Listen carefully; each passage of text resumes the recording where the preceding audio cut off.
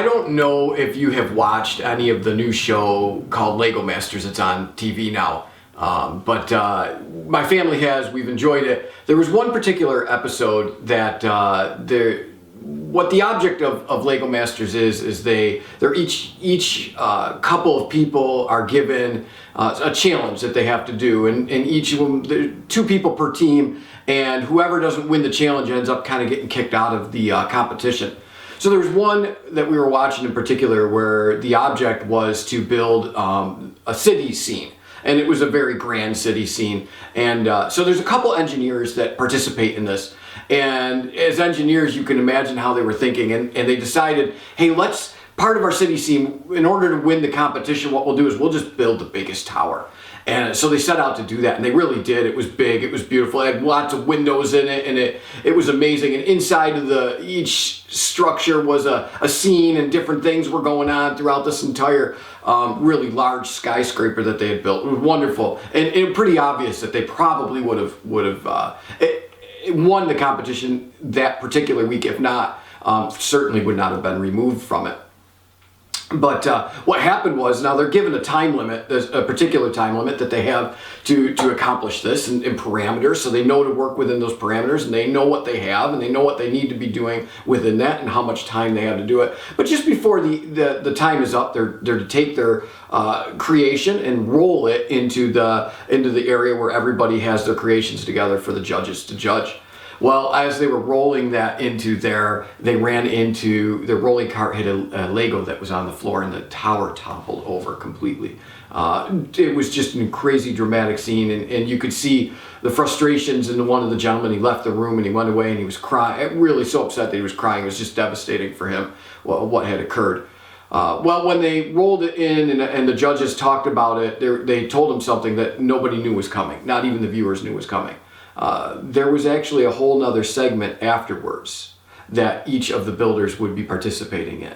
And they would, instead of just judging on just the city they had built, they would actually be rebuilding their city a little bit and adding a character in there that was to destroy it, like a Godzilla or something like that, to destroy the city. Well, that gave these people the opportunity to be able to rebuild their tower again and add in some more parts to their scene and be able to stay in the competition and actually not get removed thereby.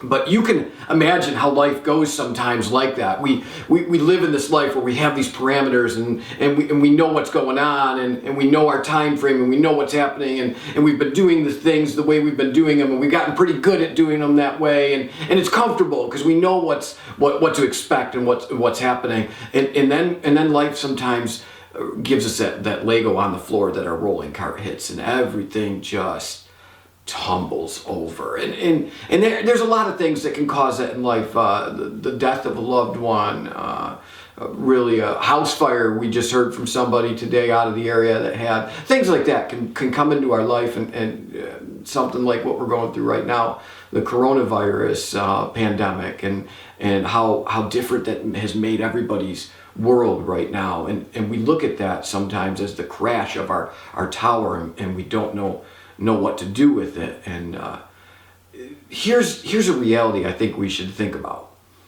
We have a God who knows something like the people on the Lego Masters show knew. That there's something coming that is a whole new opportunity. God's not a God who says once things crash that he doesn't know what to do. He always knows what to do, and he always has a plan for us, and he's giving us opportunities to be able to go out and do something incredible and special. Chuck Swindoll, one time when he was preaching, he stated this phrase. He said, "We are all faced with a series of great opportunities that are brilliantly disguised as impossible situations." And I think that's a true reality that we should consider even today. There's a verse in Ephesians chapter 5 that says this. It's found in verse 14. It's a quote. We don't know if it's a quote kind of summed up from an Old Testament passage or if it's just a quote that was come up with from a different area.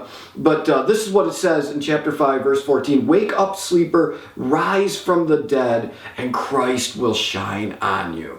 He's saying, listen, when things happen and it's devastating and it's difficult, and it really is, and we look at it and we're like, what are we going to do? He says, listen, don't just go into the dump. Wake up, O sleeper. Rise to the occasion. Look at it as an opportunity, and Christ will shine on you. Verse 15, be careful then how you live, not as unwise, but as wise, making the most of every opportunity, because the days are evil. So God says, listen, here's the reality.